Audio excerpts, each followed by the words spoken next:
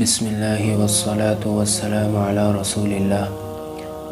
وہ عورتیں جو نماز وغیرہ اور روزہ وغیرہ ذکر وغیرہ تو کرتی ہیں لیکن پردہ نہیں کرتی ہیں، ان کے بارے میں عرض کرنا چاہتا ہوں کہ عورتوں کی آزادی اور بے رہ روی کا ایک ایسا سیلاب آ چکا ہے کہ الامان والحفیظ ہمارے اور آپ کے قابو سے باہر ہو گیا ہے۔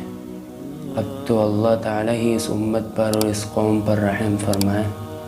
تاریخ بتاتی ہے کہ جہاں جہاں تباہیاں آئی ہیں، جو ملک برباد ہوئے ہیں، وہ عورتوں کی بے حیائی، بے شرمی، بغیرتی، ناچ گانا، عیش و عشرت، ناچ رنگ، لہو لعب کی باتوں کی وجہ سے برباد ہوئی ہیں، اور مسلمانوں پر بھی تباہی آئی۔ اللہ بچائے، ہمارے ملک میں اب تو وہی انداز ہے، وہی آثار شروع ہو گئے ہیں۔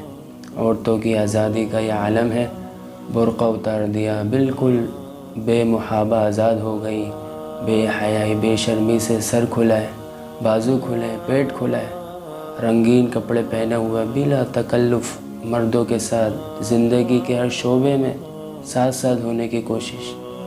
حدیث شریف میں آتا ہے کہ ایسی عورتوں پر فرشتے بھی لعنت کرتے ہیں، ایسی عورتوں پر فرشتے بھی لعنت کرتے ہیں، اور اللہ رسول بھی لعنت کرتے ہیں، اور تمام مخلوق بھی ان پر لعنت بھیجتی ہے۔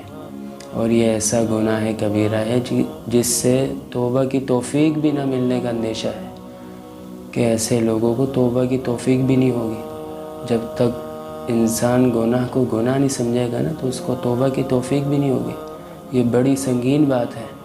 یہ تو ایسا سیلاب آ چکا ہے جس پر مرد بھی راضی ہیں اور عورتیں مطمئن ہیں، انا للہ و انا الیہ راجعون۔ اور لطف یہ کہ ایسی عورتیں سمجھتی ہیں کہ ہم رمضان کے روزے رکھتی ہیں اور نماز بھی پڑھتی ہیں، تو ایسی عورتیں اچھی طرح سمجھ لیں کہ جب تک خلاف شرع کاموں سے توبہ نہ کریں گی ان کی نماز روزہ کسی کام نہیں آئے گا۔ اللہ کے رسول صلی اللہ علیہ وسلم نے یہی اعلان فرمایا ہے کہ روزے دار کے لیے واجب ہے کہ وہ تمام کبیرہ گناہوں سے اپنے آپ کو بچائے اور اللہ کے حکموں کو پورا کرے۔ جب تک یہ نہیں ہوگا ایمان کامل نہیں ہو سکتا۔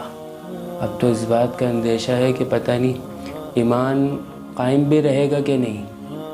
یہ میں اپنی طرف سے نہیں کہہ رہا، یہ اللہ رسول کی بات ہے، اللہ رسول کا حکم ہے، تو اس کا بڑا اہتمام کرنا چاہیے۔ کم از کم رمضان میں تو اس کا خیال رکھیں کہ بے پردہ ہو کر باہر جانا اور بازاروں میں اور میڈیا پر آنا اور اس طرح، اس سے تو بڑی ڈرنے کی بات ہے، بڑا ڈرنا چاہیے۔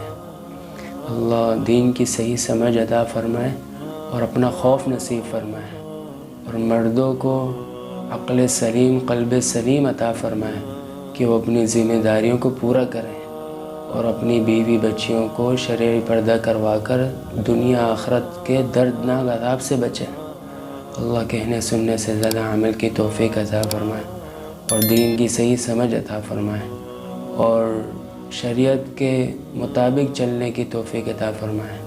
وآخر دعوانا ان الحمد للہ رب العالمین۔